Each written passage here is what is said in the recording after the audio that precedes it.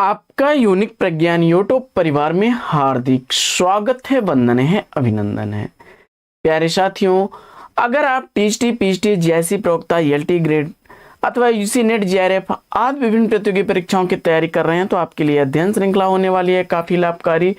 तो साथियों, आज हम लोग हिंदी साहित्य के प्रमुख कथन व कथनकार अध्ययन श्रृंखला में संभवतः 5वां भाग अध्ययन करने वाले हैं। और इससे पूर्व हम लोगों ने अध्ययन कर लिया था काव्य सर्जन एक प्रकार के ईश्वरीय उन्माद का परिणाम है, और यह कथन किसका है तो प्लेटो का है। तो साथियों, आज की इस पाठचर्या को प्रारंभ करें इससे पूर्व अगर वीडियो को पहली बार देख रहे हैं तो आज चैनल पर नए हैं तो कृपया चैनल को सब्सक्राइब, वीडियो को लाइक और शेयर करना बिल्कुल ना भूलें।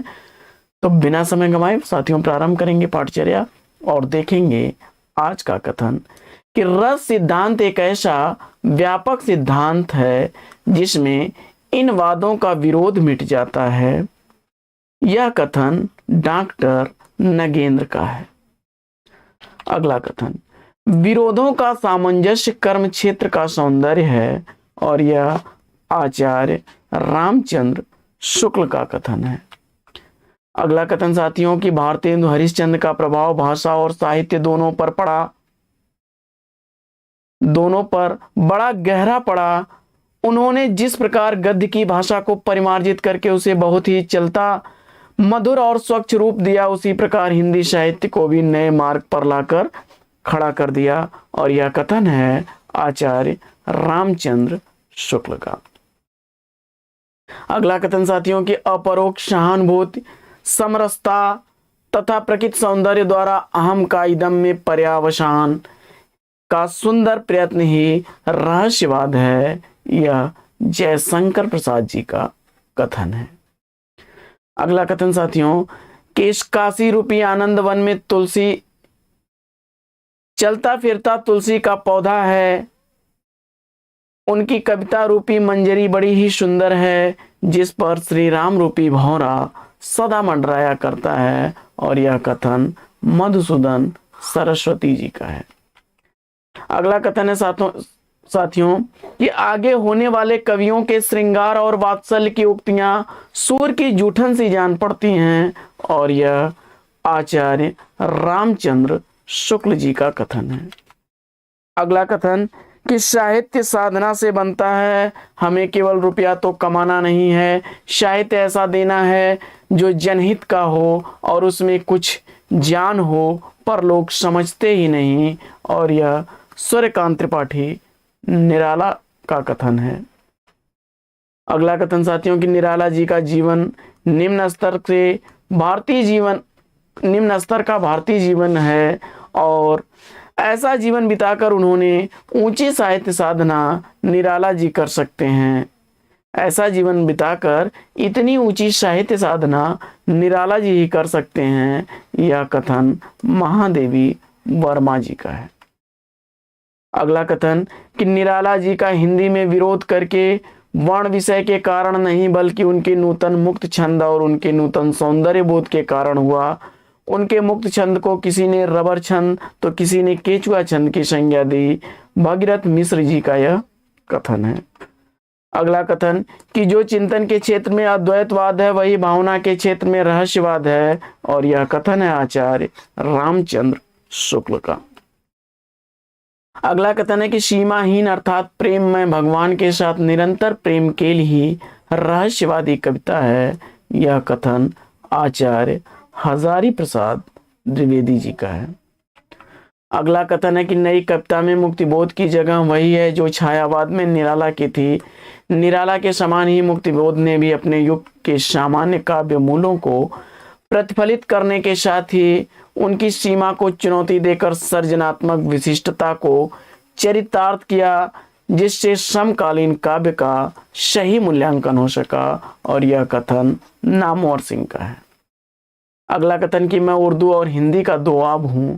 यह कथन शमशेर बहादुर सिंह का कथन है। अगला कथन है कि भाषा में बोलचाल के गद्य का लहजा और लय में संगीत का चरम अमूर्तन इन परस्पर विरोधी मन स्थितियों को उनकी कला साधती है। यह रामस्वरूप चतुर्वेदी जी का कथन है। अगला कथन है कि शमशेर का गद्य हिंदी का जातीय गद्य है। यह रामचंद्र तिवारी का कथन है, यानी कि शमशेर के गद्य को हिंदी का जातीय गद्य कहा है रामचंद्र तिवारी ने। और मैं हिंदी और उर्दू का दुआब हूँ, यह कथन शमशेर बहादुर सिंह का स्वयं का है। अगला कथन बहुत ही इंपॉर्टेंट कथन है, क्योंकि यह अक्सर परीक्षा में पूछा जाता है कि भाषा पर जबरदस्त अधिकार था।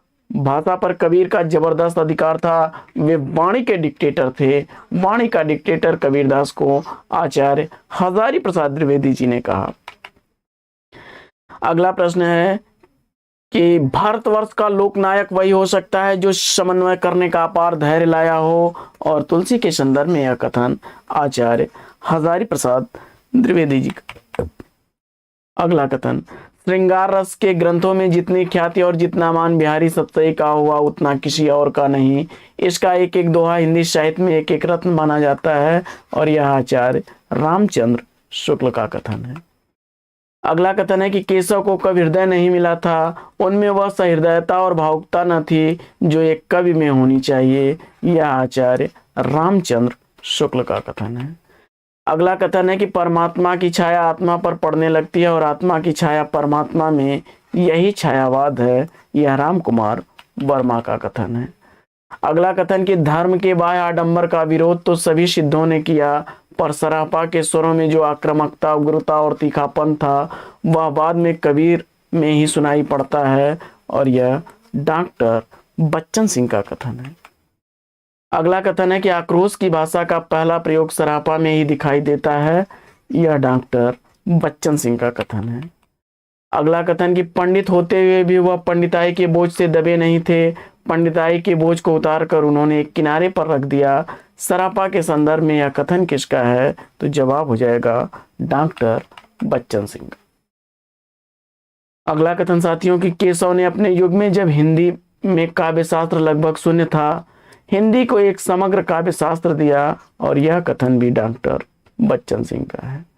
अगला कथन कि वे यानी केशव दास संस्कृत के पंडित थे, क्लासिकल पंडित। और संस्कृत का क्लासिकल पंडित कहने वाले हैं केशव दास को डॉक्टर बच्चन सिंह। अगला कथन है कि भक्ति काल के कवियों को सीकरी से कोई काम न था, पर रीत काल के कवियों का सीकरी के बिना सरे नहीं को काम। और यह कथन डॉक्टर बच्चन सिंह का है। अगला कथन की पद्माकर की गंगा लहरी में एक शांत कामी चित्र की कातरता और गंगा के महात्म पर अटूट श्रद्धा दिखाई पड़ती है। और यह कथन है विश्वनाथ त्रिपाठी का। अगला कथन कि घनानंद प्रेम के गंभीर कवि हैं। वियोग में सच्चा प्रेमी जो वेदना सहता है, उनके चित्र में जो विभिन्न तरंगे उठती हैं, उनका चित्रण घनानंद ने किया।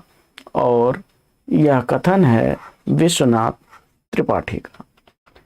अगला कथन कि बाबू जगन्नाथ दास रत्नाकर के काव्य के बारे में किसने कहा कि जो काव्य अनिवार्य नहीं वह सारी कलात्मकता के बावजूद श्रेष्ठ नहीं हो सकता। यह नंद दुलारे वाजपेयी का कथन है।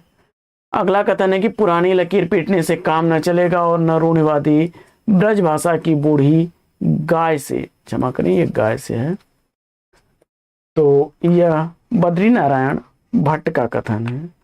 अगला कथन कि गद्य पद की भाषा खड़ी बोली हो गई, इसका श्रेय द्विवेदी जी को है। और यह कथन है डॉक्टर बच्चन सिंह का। अगला कथन है कि सरस्वती में समसामयिकता के प्रति आग्रह है, पर भारतेंदु के गद्य में जो जिंदा दिली, सरसता, हंसमुखता और व्यंग है वह सरस्वती में प्रकाशित गद्य में कहाँ। और यह डॉक्टर बच्चन सिंह का कथन है। अगला कथन है कि उद्धव शतक की टेक्निक और कसावट सतसई से ली गई है। इसके माध्यम से उन्होंने श्रृंगार ही नहीं भक्ति, प्रेम और करुणा को भी साकार किया है। डॉक्टर बच्चन सिंह का कथन है। अगला कथन है कि उनकी कविता में किसानी सहजता, गांधीवादी सात्विकता, देश प्रेम तथा प्रकृति सौंदर्य का स्वाभाविक मिश्रण हो गया है। सिया राम शरण गुप्त के संदर्भ में यह कथन डॉक्टर बच्चन सिंह का है। अगला कथन कि श्याम सुंदर दास को व्यापक अर्थ में रामचंद्र शुक्ल और नंद दुलारे वाजपेयी के निर्माण का भी श्रेय है। और यह डॉक्टर बच्चन सिंह का कथन है। अगला कथन है कि हेमचंद्र के व्याकरण में उद्गृत दोहे के काव्य सौंदर्य के संबंध में उनके जैसे रहस्यवादी आचार्य का चुप रहना अखरता है। संभव है जैन काव्य होने के कारण उन्होंने बौद्ध सिद्धों की रचनाओं की तरह इन्हें कोरा सांप्रदायिक ग्रंथ मान लिया हो, और यह डॉक्टर बच्चन सिंह का कथन है। तो साथियों, आज की यह अध्ययन श्रृंखला लेगी यहीं पर विराम, और इसका अगला भाग लेकर के आपके बीच पुनः उपस्थित होंगे। लेकिन आपसे ले हम विदा, उससे पूर्व अगर आप चैनल पर नए हैं और चैनल को सब्सक्राइब नहीं किया तो कृपया चैनल को सब्सक्राइब, वीडियो को लाइक और शेयर करिए।